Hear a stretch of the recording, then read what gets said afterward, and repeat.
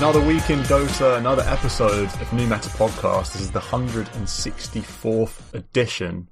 We've got a handful of things to talk about, some bits and bobs. Pos 5, Lina, distractions, Marcy, being bored, lots of things.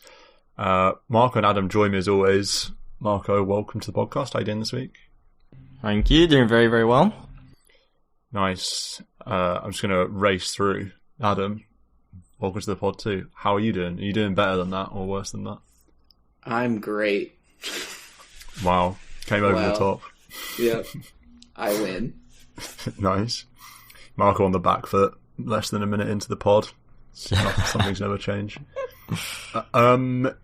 Before we fly into games, I think we've all been, I don't know what the right word is, excited? Touched. I don't know. Touched, I don't know what... yeah. There you go, yeah. To see the listeners in the Discord throwing out the Spotify Wrapped, and I feel like it's definitely worthy of some shoutouts for sure. So, without further ado, CV Count legend with the well, we're going deep into the stats. We don't need to do the stats. I mean, CV we Count. gotta figure out who's got the most listen time and who has the most listen time. That's the biggest friend of the pod. That person kicked off the trend, so they get extra credit because then people followed suit. Yeah, but they're all worthy of shoutouts. Yeah. Migu? Is that Migu? It's probably Migu.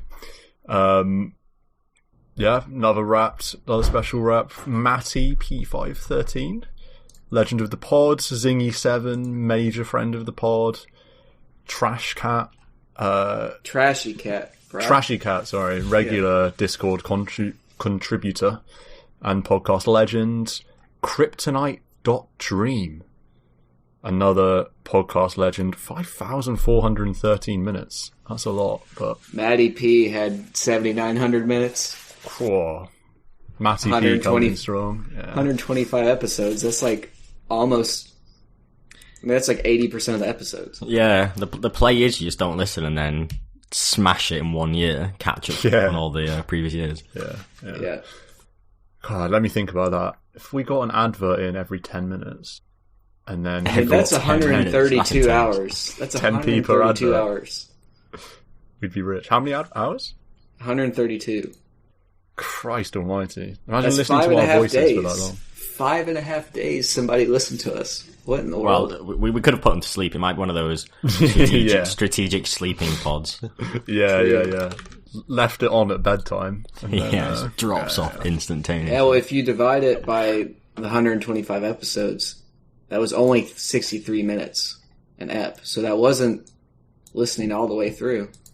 For sure. Exposed. No, I was checking. There was, CV Count. He listened on average 81 minutes. I didn't know we went 81 minutes per episode. But that's a rarity. An hour and 20 is a rarity. He just listened to all the long ones.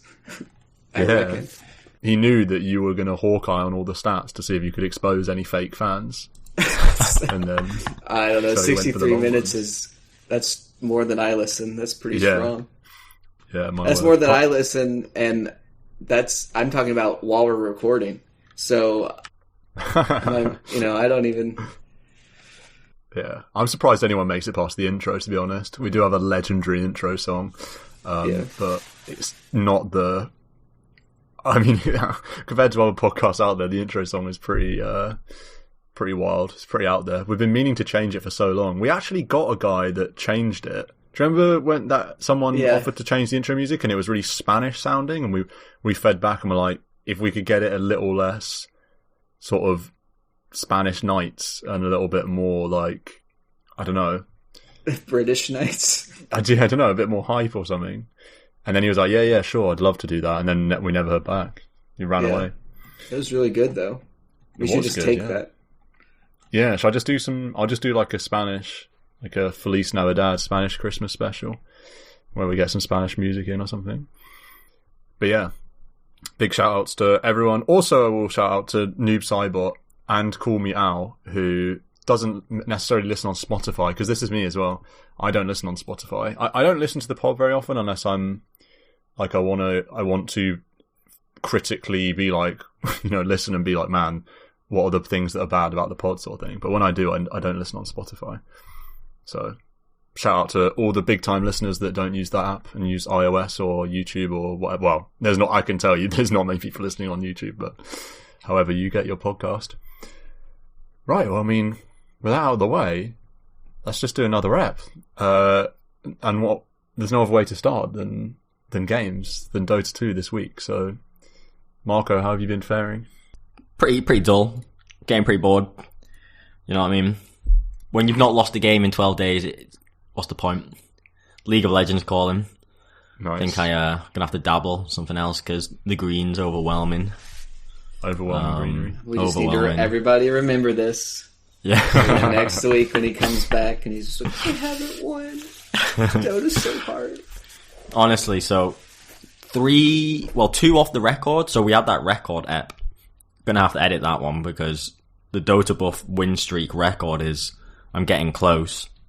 I'm on 12 at the moment and my record's 14.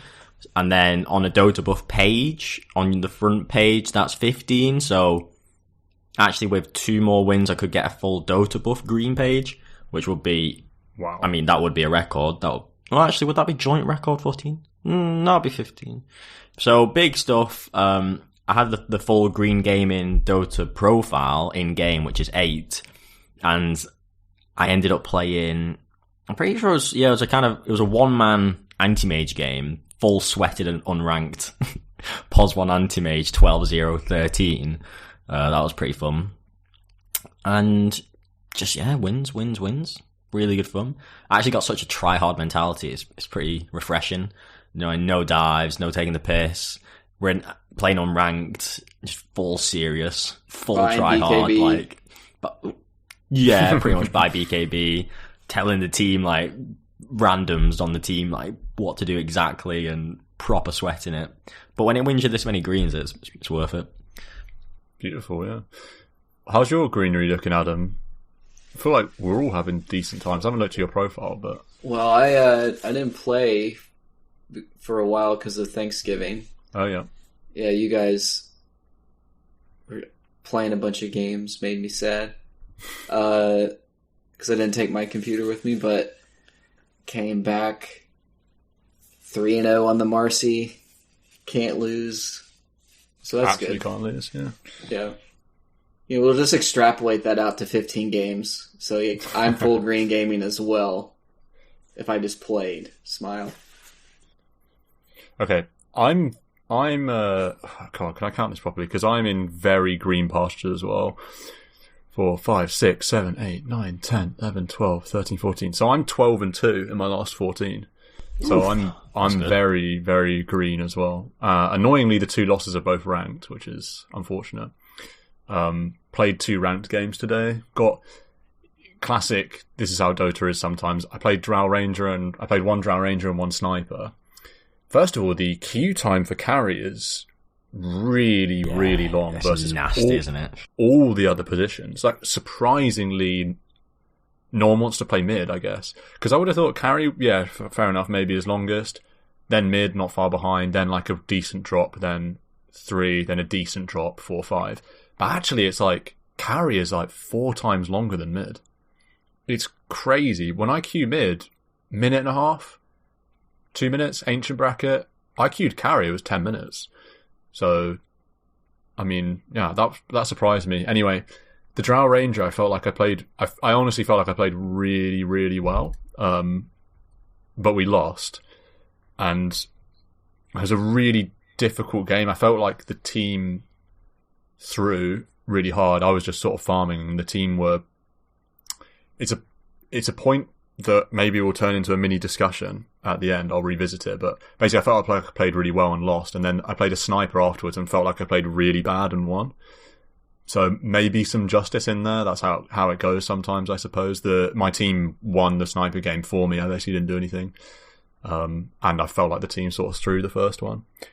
So that was good. Don't think I have a whole lot more. Played a midnight game with Adam yesterday. That was pretty... Played a late night game. Search at midnight or finish at midnight? Search at midnight. Oh, yeah. This is big. Yes. Cheeky game. At 11:45, 11:30, I was like, this is my last chance to maybe play a game, and I'll get to bed at 12:30, which is like acceptable. And I thought, no, it's too late, let's not play. And yeah, Adam messaged me at midnight, and I was like, oh, fuck it, go on then, great duo. I mean, you were in Dota, so... Yeah, I know. Yes. Baited yourself. Yeah, I just left it open, maybe. Like, subconsciously wanting to make myself play. Dark Willow, fun hero. I want to play more Dark Willow because it is fun. Played a Pugner, my most favourite. It's not very good English. My favourite hero to play, most fun. And I played a couple of him this week, which is really good because I love playing Pugner.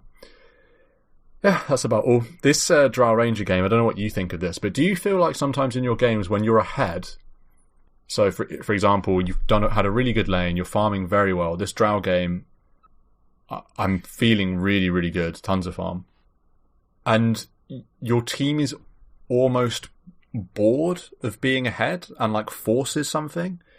So we were doing so well that the team almost feels like we need to win the game now because we're ahead, or we're strong, so let's smoke into their territory and like find something because we're strong.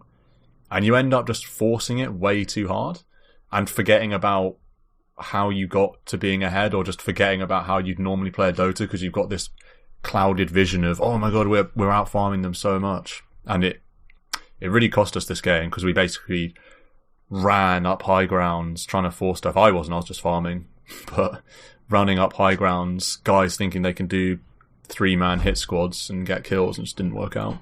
Were you ever that far ahead? Dota buff looks kind of balanced. Yeah, we were ahead. We were like 5k ahead. Yeah, I mean, that's so classic. I've whined about games are hard when you're winning because you get too much momentum, too much serotonin that you're just like, yeah, let's keep going. And patience is a virtue. And I feel like it's increasingly important in the last couple of years of Dota that you are more patient, and it's it's easier to fuck up, or easier to defend these days, etc.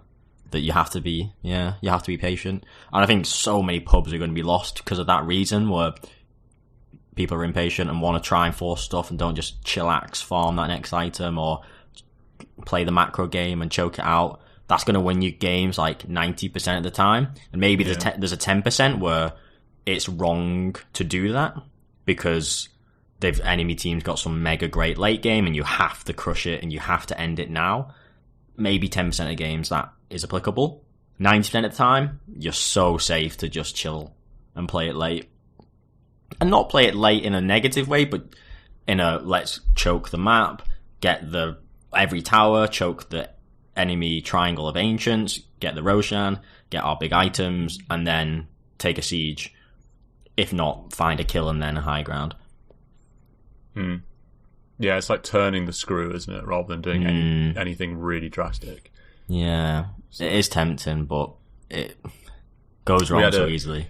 Yeah, like we had a gyrocopter this game, the POS 5 gyrocopter that I think in the mid game thought I'm going to use I'm playing gyro support, so I'm just going to use homing missile on heroes like all the time, and it just baited so much bad stuff. And this gyro ended with 20 deaths in a 43-minute game. That's reportable. Surely that's Adam might disagree as some POS 6 martyr, but 20 deaths on a position 5, which is nearly half the enemy's kills in a 43-minute game. 20 deaths that's unbelievable. Beyond unacceptable. That is so much wasted gold XP, just numbers advantage, no stuns and damage in other skirmish. That is really, really bad. But beyond bad and is reportable in my eyes. That is shocking. I'm not surprised you'd lose if you've got 20 deaths on your first. That's a 4v6 kind of game. They're not alive to help you, and they're just feeding resources to the enemy team. Yeah. You'd have a higher win chance if they're in the fountain. Yeah. That triggers me. I don't know how triggered you got, but that kind of thing triggers me big time. Yeah. No, I mean, it I guess it was a function of the overly gung-ho attitude that was annoying me. And then it's like, you die 20 times now because you just never learn the lesson. You just want to use homing missile and run in like all the game. Yeah, that's crazy. But yeah, no more games really to discuss from my end.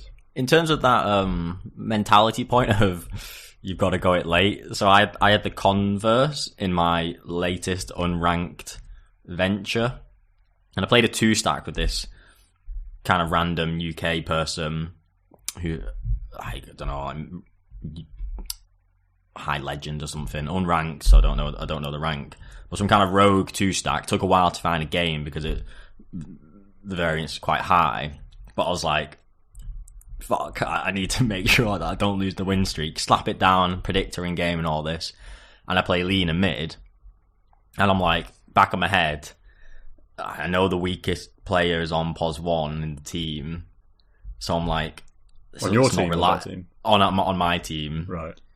So I'm like, I can't rely on anything but me. Let's do it. And to be fair, the pos 1 did pull through a couple late game fights, like right at the end, got off really important PA jumps and kills, and did really good value at the end. So hats off. But for the first 55 minutes, because it was a long ass game, I was like, this is full sweat try hard. So it was unranked, and to your point, I was like, we're not throwing this. They had a really difficult high ground, had a sniper Dro, and then a Quap just sonic waving the waves. Oh, and then hit a Magnus, who was just obviously trying to catch everyone. So you've got 2 mega deep heroes with a Magnus sniping you from the catch, with your waves never alive, and I'm me, Lina, like, with an axe and tree and a PA, like, there's no way you can chip away at a tower, so it's so hard to ever go up high ground. So I was, to the rest of the 3 team, and the carry, like, we are playing this so safe. Take all the way to 55, get 2 Aegis, I think we only get 2 Aegis that game. But always just like, nah, just keep farm, never chipping, never poking, ever. Like, quite a few times my melee pos 3 and 4 get sniped by the Magnus and die on the periphery of the base. I got 3 deaths this game. I had I traded a death against this Archon mid. That's fine. 2 minutes in, smash the lane, don't die for like 50 minutes, and then 2 deaths near the end. I'm just ruthless of, we've got to be patient, chill. And without that, I think it'd be so easy, even though we're ahead, gold XP, all game, downwards trajectory, all game. Even though that's the case, like, your net worth doesn't matter when the heroes are that well suited to tower defense and yours are so ill suited to tower pushing. So I feel like, and I was sweating because I don't want to lose this win streak. If we'd tried to go high ground, it would just never work, and we only eventually win because of the enemy team takes a fight, buybacks, takes a fight out the base, and we'll eventually kill them and go and take throne kind of thing. So yeah, it was, to me, a fantastic example of patience and sweat and take your time. Yeah, even though it was unranked. Yeah, it's one of those difficult ones where it's like, being patient, still you have to take your opportunities, you sort of like know what your opportunities are. It doesn't mean don't disengage from the map entirely. You still want to keep the choke going and stuff. You still want to bait heroes. Like, if they want to come out and take a 5v5 away from their high ground, you still need to be ready for it. Sometimes it's hard to get that sort of coordination in ranked games of, let's pack, but let's stay in this area. People want to they're either in go mode or they're in full evacuation mode a lot of the time, especially in my bracket more so. It is so easy to go, well, we're retreating, so I'll just go take this neutral camp because the game's a bit passive. But then it could be a 15-second walk back over the river to some nearby ancient or neutral.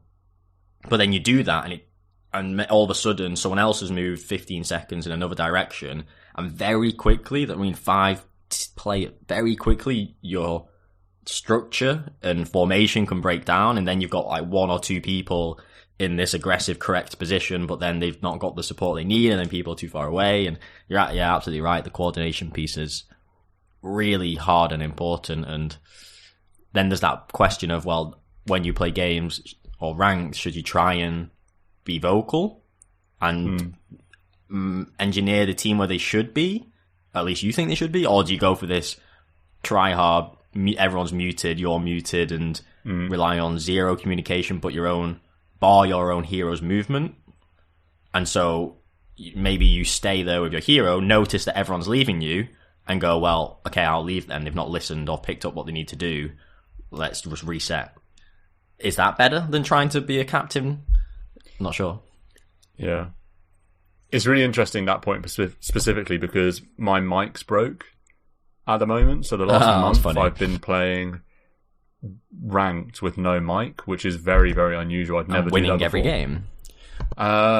It's going all right, but I do feel like it would be better with mic. But I think there's a happy medium in what you're saying, where because I do need to type stuff in sometimes to say things, which is grim, which is really grim. So I think maybe the happy medium is have a mic, but only use it to inform rather than to order, just to let your team know things. Do you know what I mean? Yeah. BKB cooldown. I can TP in this many seconds. You stun first. Rather than being like, let's smoke and go around him. Sometimes there's too many people doing that.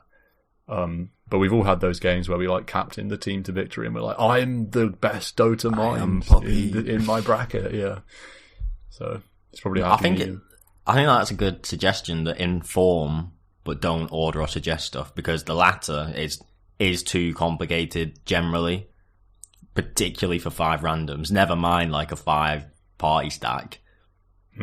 So it ends up 90% of the time being wasteful or confusing, or it loses your mental capacity and no one actually listens to you, etc. Whereas the inform point, I do think is really value, and I do notice myself doing that and hearing my allies do that in my ranked games. And rarely people try and order. It is really only that someone's got this item, or I'm about to get this item, that kind of information, which, is so very valuable to translate, to communicate verbally, because you can't keep track of your own teams. Like, you're keeping track of the enemy team items, etc. You can't keep track of when your carry's getting that BKB or that blink dagger. So I think that's a really pretty good mantra.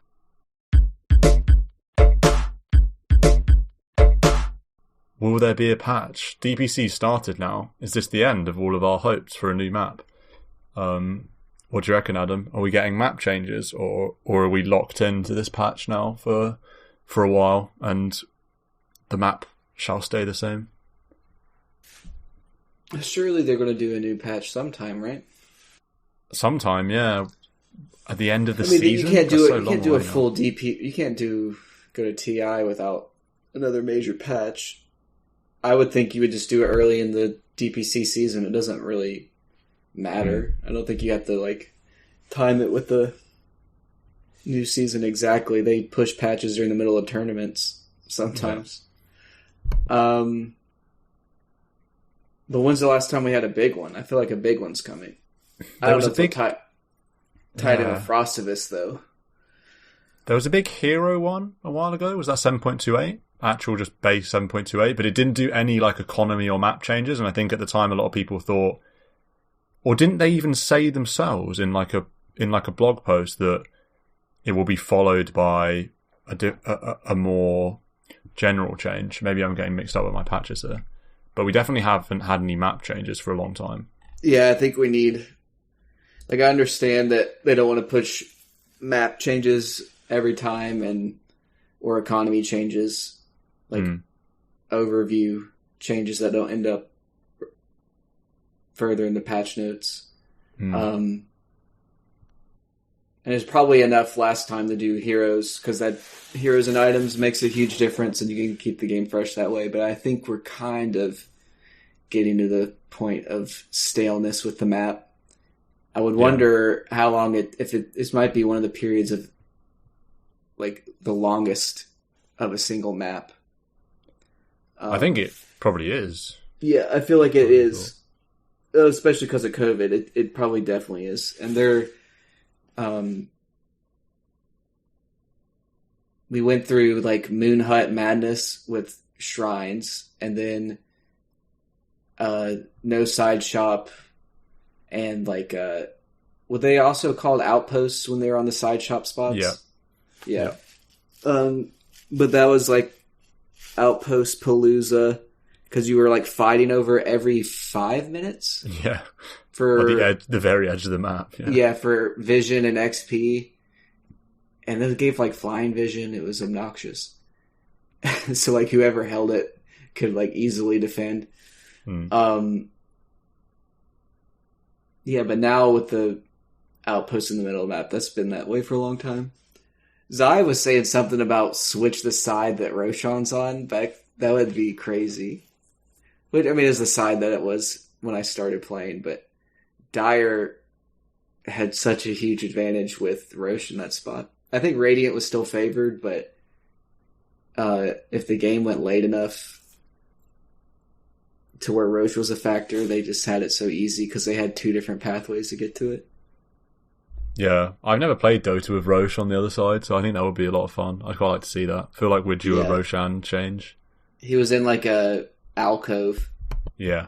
Because like the middle river went down to his spot, and then like the bottom river / ancient area. So he was kind of like really tucked into the middle. Yeah, it's basically like you rotate how Roshan is, like you rotate it maybe 45 degrees clockwise, and then just shove that in the middle of Dire. It's like Batrider on Dire's side just comes from over the top. You're like, you can't even see him. It was a pretty funny. Yeah. I do like where Roche is at the moment. I know it would be very exciting to change it. I feel like it's been optimized really well since it's been on this left side, and it's now, I feel very happy with where it is and how you've got different ramps, like medium ramps near it with the mid lane, and then you've both got these ramps into woods, and you've got 2 different hilltop wards that are near Roche, and then you can kind of creep around the perimeter, but then that's vulnerable in itself, and you've got the wraparound plays. I feel like it's in a really nice place, but it is like if you're going to change the map, unless you do some outpost stuff, that is one of the biggest. I guess also there is a lot of potential with changing ramps and cliffs in the jungles, because it's kind of weird when you see some old jungles which had different ramps and therefore high ground, low grounds. That can make a massive difference. But I don't think you need to do something drastic like change Roche. There's like enough to play with. You can move the camps around. You can change high grounds and ramps. You can put in a new jungle camp, like a new set of creeps, or a new ancient camp. You could put in a secret shop. You could put in a new ancient camp, or you could make different ancient creeps. That's what I was trying to get, like actual different creeps.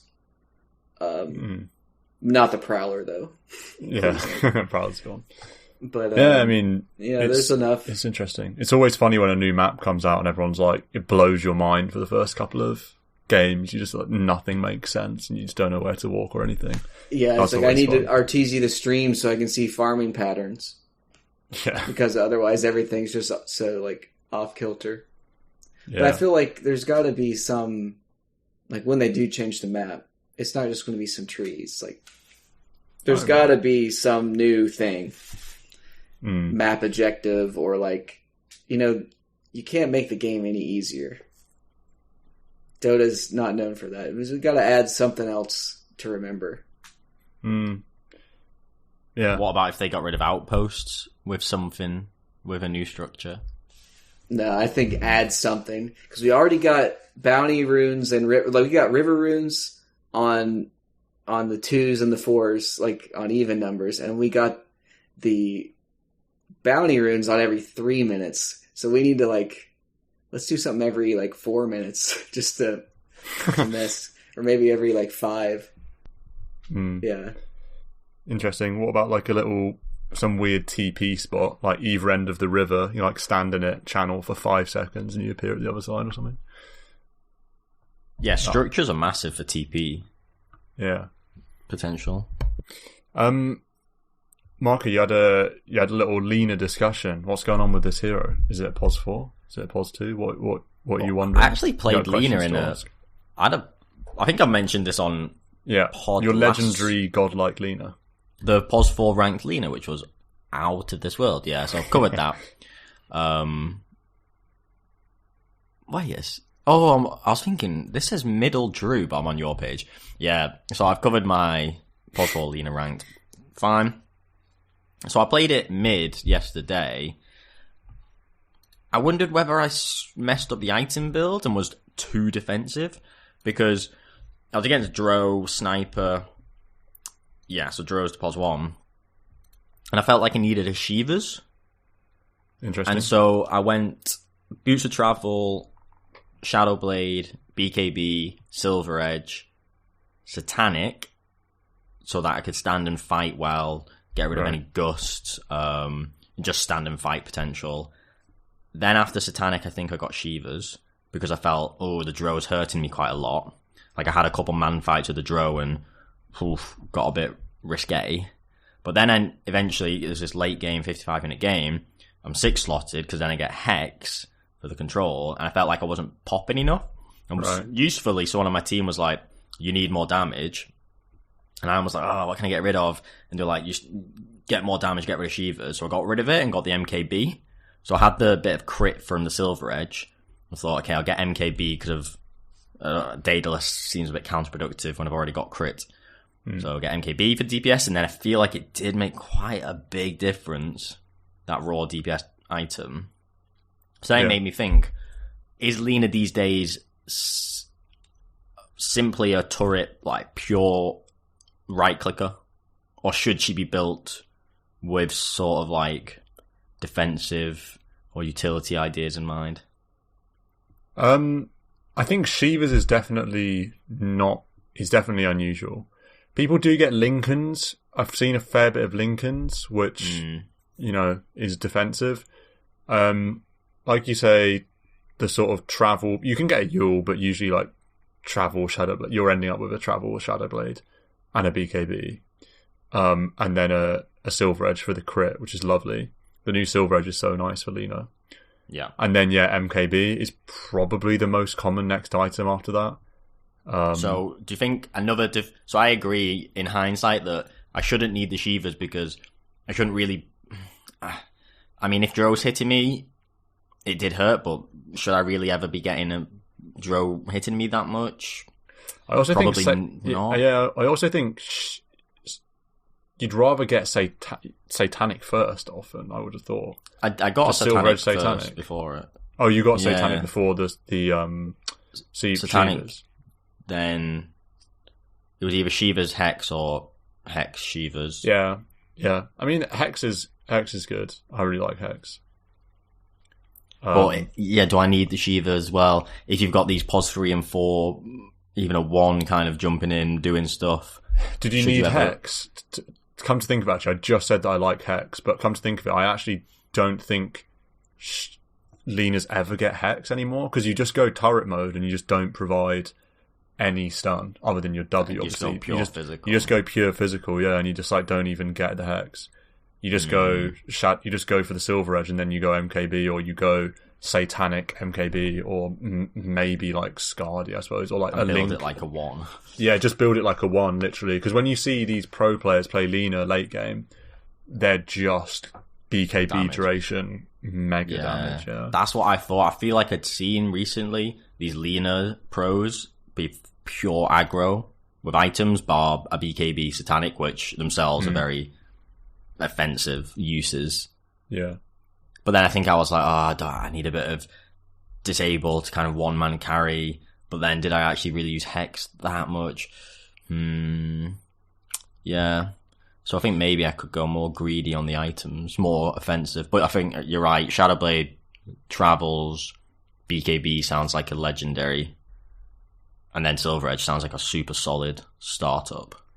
Yeah. The only annoying thing about the Silver Edge, I suppose, it feels amazing because you get obviously 52 damage, you get a mild crit, like a 30% crit or whatever. It's more than mild because you have giga attack speed. Yeah, so you get 160% crit. The only annoying thing, can you disassemble Silver Edge? Disassemble? I don't think so because there's a recipe. Okay. Because Daedalus is a nuts item on Lina. Yeah. So if you go Silver Edge, you kind of like gimp your own chances of going Daedalus, which is a great shame.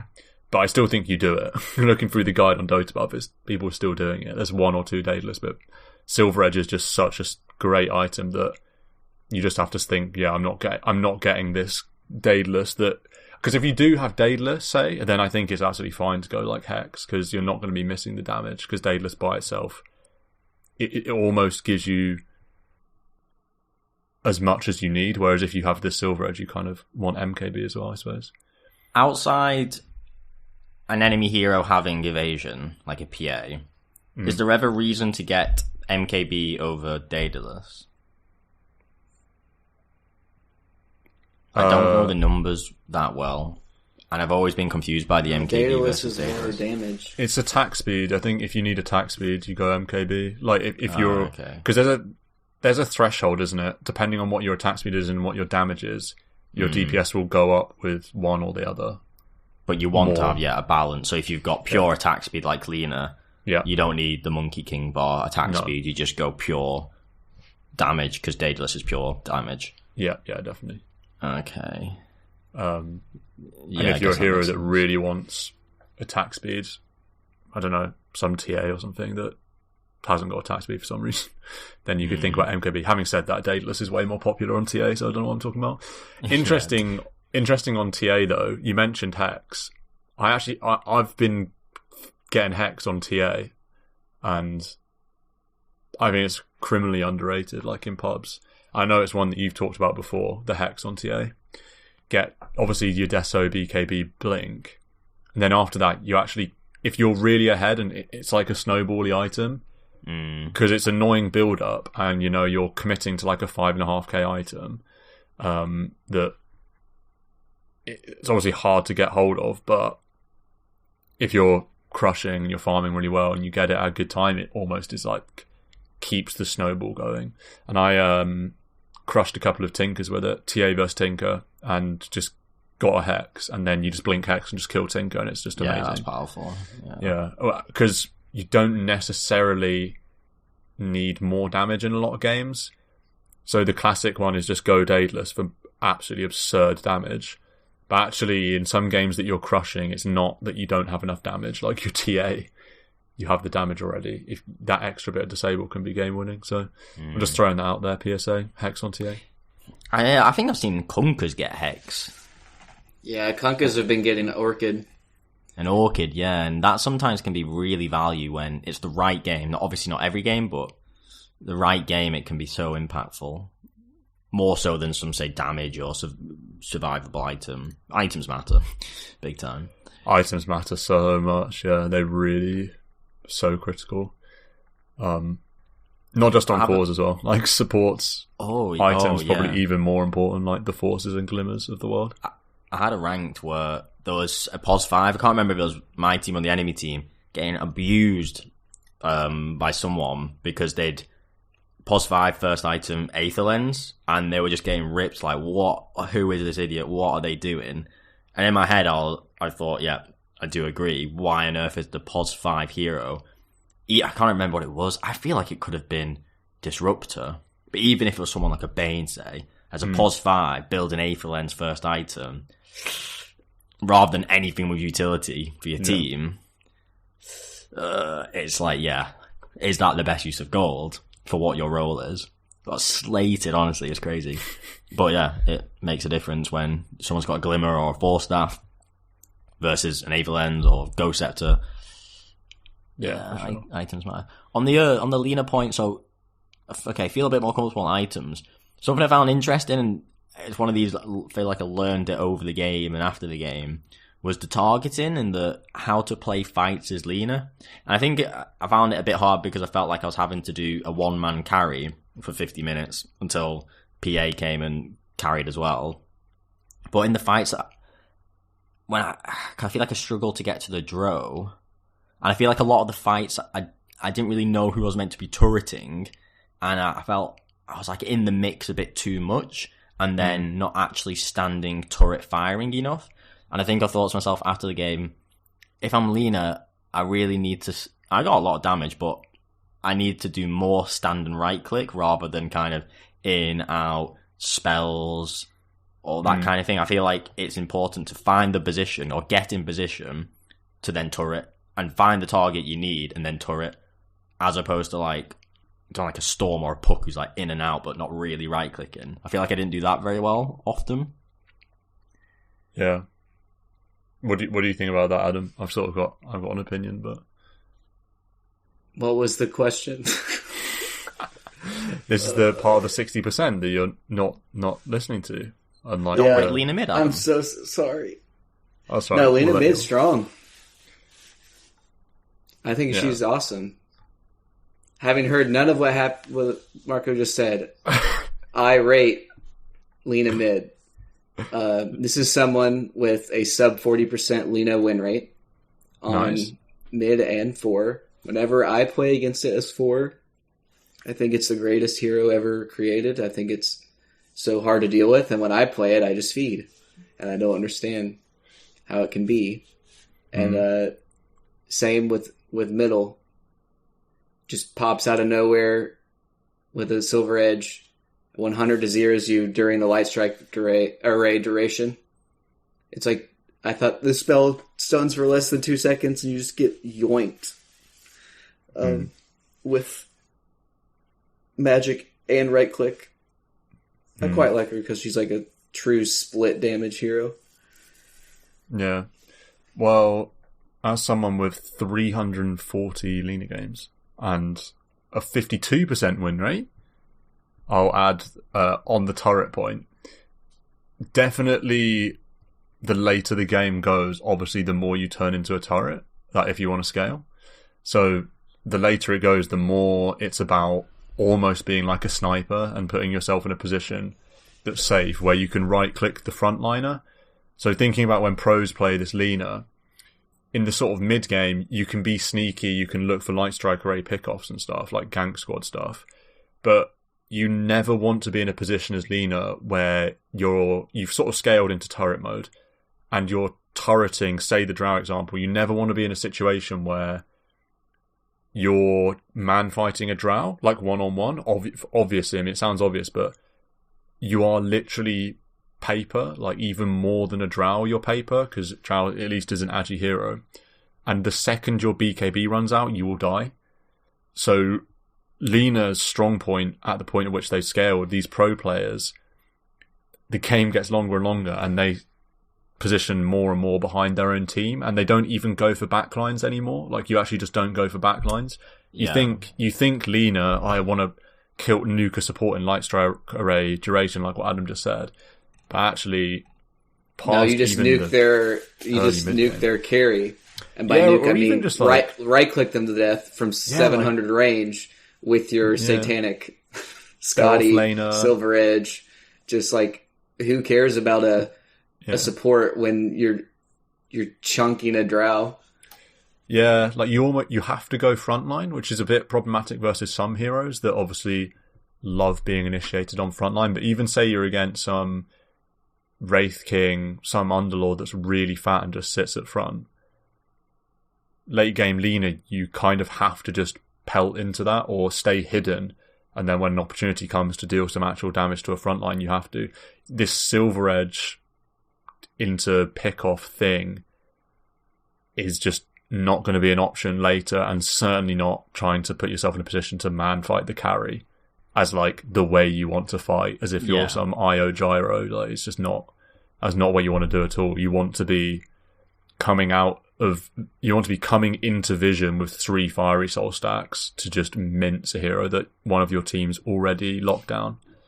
I think 2 comments I've got from my recent experience. So one is, I semi-baited by the Drow sniper, and I mean, they had a Necro Quap 4 ranged heroes, and then this one this Pos3 Magnus who's melee, but then is going back into the backline, so the skewer. So they didn't really have any super frontline heroes, and the Drow was the main damage dealer. So I think I had my head in the sniper as well, like, I need to kill those important heroes. But then they're obviously backliners that, like you say, it's hard to get to, and you're a bit squishy or glass, so you're putting yourself in dangerous positions by trying to get to them. Instead, just kill whoever's the first unit in front of you. I think that's a wise thing to do as this turret lead in a late game, because that feeds into being safe. And I think I should have done that more. And then a second point about the turret and not getting not dragged in, but thinking about my game,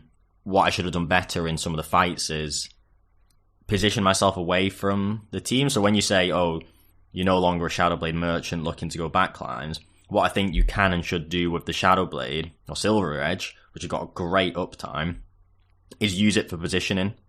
And so in a fight, use it to position yourself into like the side a little bit, or a bit away from your team where you're not going to get collateral. And I think I had a lot of collateral this game because I was very much in the mix, brawling very front line, trying to kill everyone.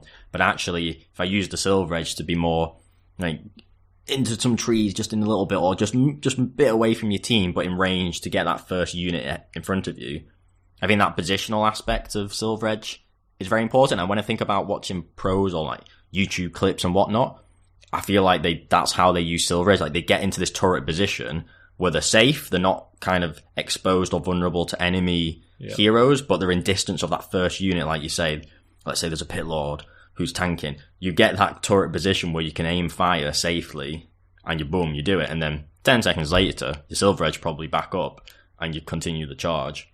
I think that sounds like an ideal game plan. Yeah, I think so. The Lina is an interesting one. You do almost turn into a one, like a ranged one, physical dealer.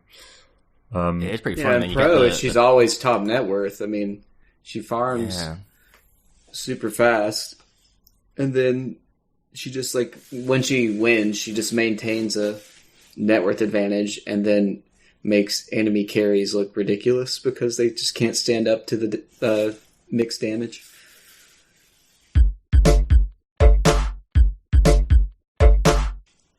I have a potential point of discussion which is about being distracted in Dota, inspired by a couple of my recent games. One of which is, don't be distracted by what's in front of you, and this is a super obvious one that we talked about a million times, i.e. don't be distracted by a Wraith King or a Bristleback that's just like sat when they might have a sniper or something like that. And this is basically a more convoluted way of saying don't autopilot in a game and always be very focused on your targeting, because I think targeting in Dota is something that's absolutely appalling and so game losing in so many lower MMR games. You lose by virtue of the enemy team having a Wraith King, or you lose by virtue of the enemy team having a sniper. I told you I had a win earlier on Sniper, and I've been losing Sniper recently in just the worst games of Dota ever, where they have an enemy sniper that just waddles up to a team fight that's happening in front of him, gets an ultra kill because no one thinks about him because they can't see him with their eyes on the actual map. And it's just it's so frustrating. So don't be distracted by what you see on your screen, and think a lot more about what you don't see. And then also, don't be distracted by what your hero can do. So the two things that made me think about this is a game that I played earlier today with Legion Commander not blink dueling and making no effort to do so, and literally just using W to save as a pos 3. And I think you see it in the pros a lot. LC played this way, but in pubs it's like everyone wants to blink duel and pop off yourself. Another one would be Spirit Breaker. I saw recently a Spirit Breaker that was incredibly effective at not actually using any spells and waiting for me on TA to blink into the backlines to then charge me and ult me to basically guarantee 6 seconds of disable. And we had that today where I had a Spirit Breaker and we were against an SF that was looking to blink, Yule, BKB, blow someone up with his ult, like our Zeus or something that had no defensive items. And Spirit Breaker would literally just wait, not even casting a spell, wait for that jump attempt to happen, and then cancel it with blink, cancel it with charge, and never strike. So I just wanted to throw that out there. Don't be distracted by what you see on your screen, and don't be distracted by how your hero normally plays. Like, think more critically. These are notes to myself, basically, but I thought I'd share it with the listeners anyway. Good notes. Yeah. There's a lot of hero targeting overlap exercise, I feel, where you think about who needs to go on who and who needs to not be gone on by who. That awareness, rather than just, like you say, first hero I see, throw all spells on it. I love that Spirit Breaker example of hold, sees the right target and goes. That's really smart. Sounds basic, but that person's playing well to do that. Yeah, it's like who's the most important hero on the other team, and who do you need to shut down for your team to succeed? Whether that is knowing where a sniper is, so you don't all just like waddle into a shrapnel fest and just get take aimed to death, or whether it's I need to disrupt this channel. Yeah, because I feel like in pro games, it's much more common for people to have that thought process of we're against an SF that's got a really good start. He's their most important hero. He's gone Blink Heals BKB. So his entire stick, his entire lifestyle is getting a free kill with that at the start of every fight, getting some huge blow up on our Zeus, on one of our cores. And yes, I can, what can our team do to stop that? And what's the trade-off? What's the opportunity cost? Well, the trade-off is not having a Spirit Breaker charge to chase heroes and charge to initiate fights. I mean, obviously, that when you think about it like that, it's like, yeah, of course I would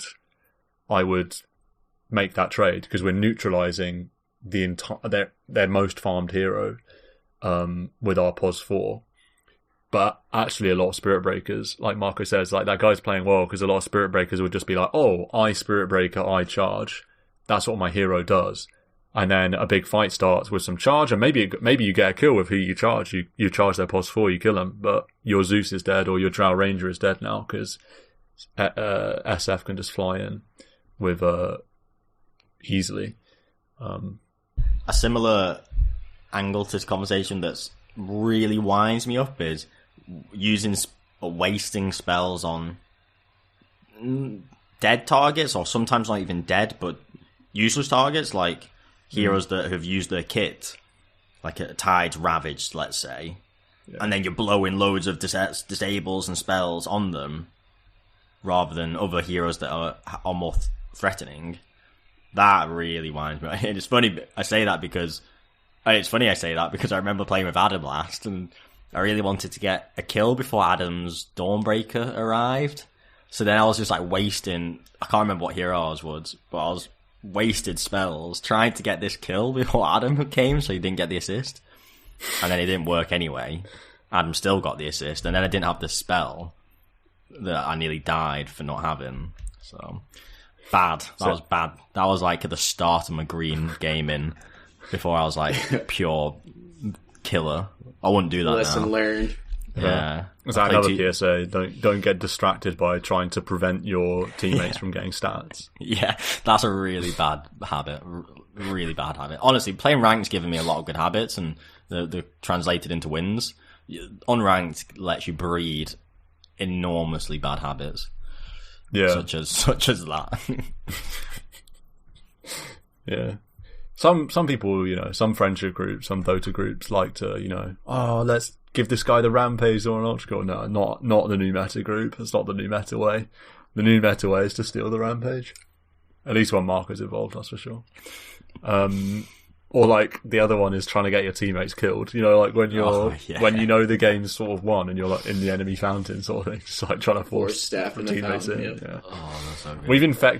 We've infected people with that now. Friend of the pod Dynamic loves that. Just gobbles people up on Snapfire and just throws them into the enemy fountain. He loves the gobble. Yeah. Did you have a point on POS 5 that you maybe want to end on? Some little dive into how to play POS 5?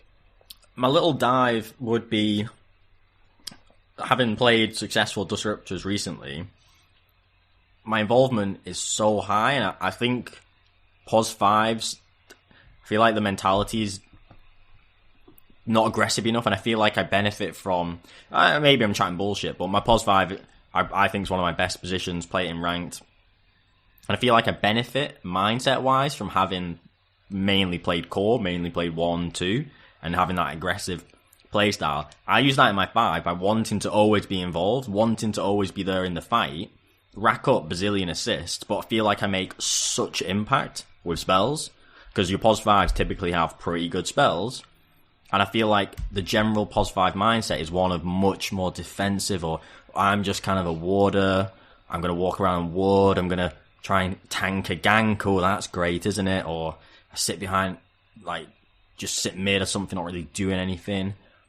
And to me, I feel like people need to be more aggressive in the 5 and think of yourself almost as a 4. And that's what I do. I feel like the biggest difference between 4 and 5 in pubs, the play style and the aggression, I feel like, is similar. Play with a core, play with your mid, be there ready to fight and use spells. But the 4 has more farm, ability, license, and freedom, whereas the 5 uses any downtime for warding, and warding near team or de-warding, never hitting creeps because you can't, and so that's your other use of time. But then you're both equally aggressive, kills plus assists. And so I feel like I've had success doing that with the Disruptor. I feel like you can do that with a lot of 5s, like your Banes, your Witch Doctors. Your spells are so high impact, and you need to use them in the early and the mid game before they become useless. And yeah. So what you're saying is, pick Gyro POS 5 and just fly in.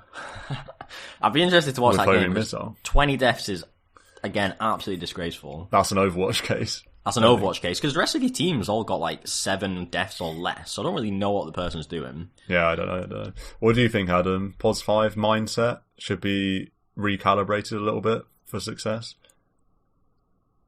I don't know. You're not so sure? Honestly, I'm not sure. Do you know what I mean? I want to reinforce the tank, the gank point. It's overrated. It's something that's caught on to be this high-level play because of the pro scene, or what a play by the POS 5. No, you shouldn't be off on your own. I doing agree. Dumb things, but like... But people think it's not dumb because, I've tanked the gank and that's like a pro-level play. Whereas I think it's created a bad mentality where in pro games, it's sometimes useful and good and optimal. Yeah. But 9 times out of 10 in but pub games, it's like, well, actually, that was completely irrelevant, didn't achieve anything but loss of gold, loss of resource. You should have been with your team, etc. Now, are you standing on a high ground and you break a smoke and you get off a spell and then they kill you and then your team can, clean up? That's one thing. You just mindlessly trying to ward on the opposite side of the map and, sure, they smoke into you, but nobody coordinates smokes well besides pro players. So it's not even that they wasted a smoke. It's just like a free kill, And then it's just a 4v5 for the next 30, 40 seconds, and no, it's not worth. 100%. In pro-level Dota, the heroes, not for the heroes are the same for pro or random pubs, but heroes in Dota are so powerful when you put them together, like these stuns, crazy damage, that when 5 heroes smoke or 4 heroes smoke, if you find another hero, it is a guaranteed kill if you have pro-level execution. So in a pro game, when a team knows the enemies have smoked, and if the POS 5 can die when they've made the assessment that it's guaranteed someone will die from the smoke, because we know they're smoked, but we don't quite know where they are, and we're risking, no matter where we go, we're risking death. It's like Mike said, that's a totally different equation to you being near your carry and running into a weird aggressive position, and then 2 heroes being on the enemy heroes being oh, there's a POS 5 here, let's just kill them. And then you think, 3 heroes just came and killed me. Wow, tanked the gank for my 1. It's like, no, they just saw you were free. They just killed you, yeah. They just saw you, yeah. Exactly. So I think that mindset all correlates to this playing solo. I'm a warder. I'm just going to do my warding mission independently. I'm not a core. I don't need to think aggressively or fighting. I'm here to do my duties. And then it ends up being I'm warding pointlessly. Solo warding is so bad. It's so bad. What's bad? Solo warding. Solo warding. Yeah. Terrible. Nearly always goes to shit. Yeah. It is not value. If you see if you have mindlessly solo warding is so negative expected value. But if you see, most of their team, you can maybe get off a cheeky ward. But it's more about like placing a ward when your team is around that you can use later or use during the fight that is upcoming. It's not like there's really no value in you doing a risky play trying to put in a ward that will probably get dewarded, and they'll be like, why is that guy walking from our ancient camp? Putting down obs wards in team fights has got to be one of the most underdone things in all of Dota. It's so big to just have an obs ward in a fight, and it never gets done. People always do these wards like vision wards to protect areas that are probably only ever going to be smoked into anyway. But yeah, in a team fight, no one's like thinks to just put a ward in a sentry in front of you for crazy vision. Yeah, it's so good because maybe the hero that is giving the vision on your team dies, or they have to like retreat, and it's like, oh, now we can't see anything.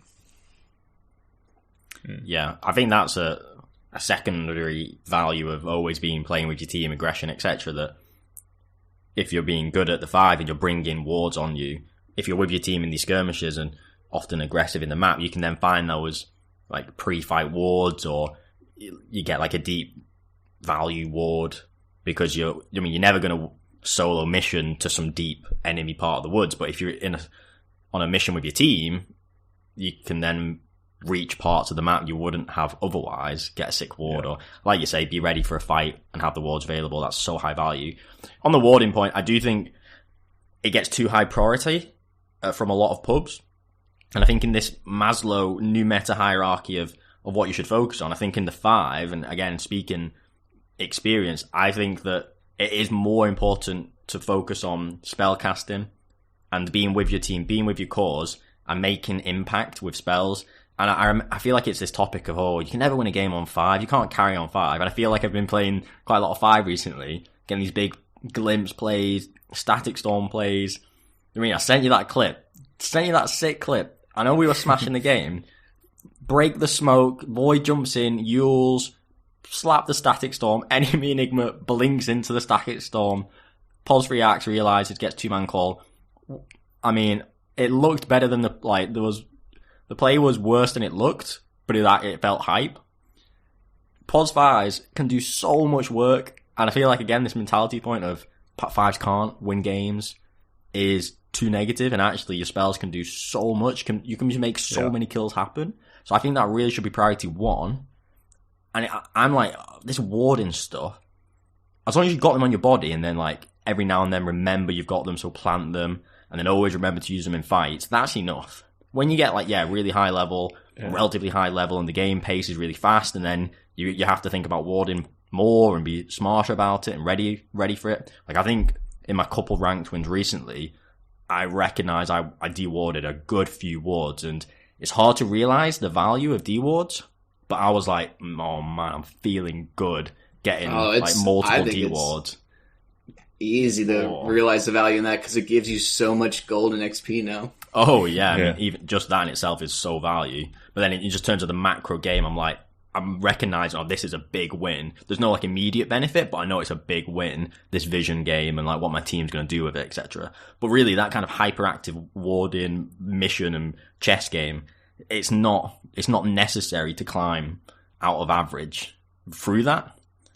Definitely. Really, the spell casting, being with your team, buying the right items, pressing your items, that's way more valuable, and I think doesn't get enough credence because of this POS 5 mindset of pubs. And obviously it's hard to know what the POS 5 mindset is, but I feel like this is the views I've built over the last few years of party and things like this and solo ranked. Well, people aren't good at using the vision that you do provide. So it's like vision, oftentimes I have games where, say, our team smokes up a high ground with no vision and lose, and it's like, oh man, our vision game's so bad. It's like, well, yeah, because we made the decision. It's not the vision that was the poor bit, it was the fact that we made a decision to go anyway into an area where we don't have vision.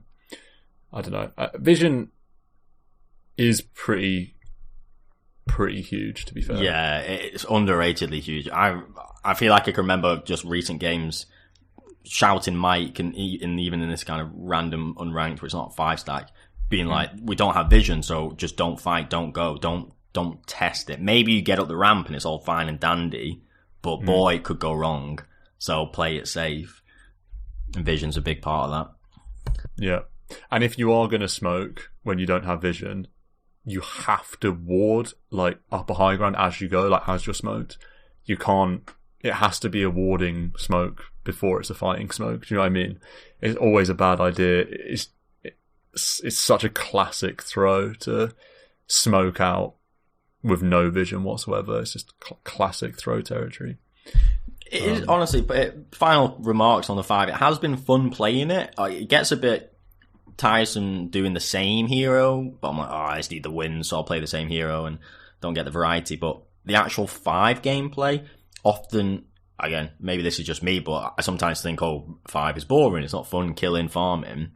But actually, I mean, particularly ranked, there's so much to think about and then do, and it's not super button intensive, let's say, but it's really important, and there's so much to think about still, where you need to be participating ganks, always getting the wards, where do the wards need to be, am I getting stacks, am I getting runes, things like this, am I checking items, all that kind of stuff. It actually is a really involved gameplay, you're not, I mean, and even them buttons, can eventually be kind of a few buttons if you've got a few items.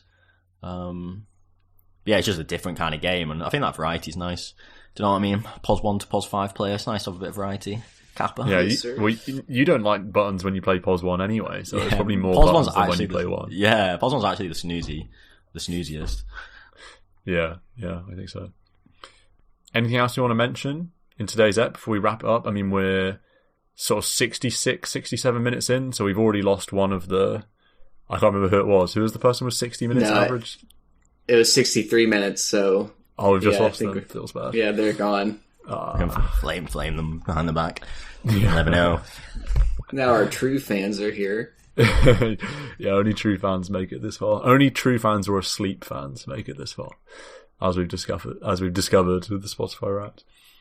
But I don't think there's a whole lot else to discuss really. We'll see how our adventures in Dota have panned out in a week's time. And until then, have a final whistle.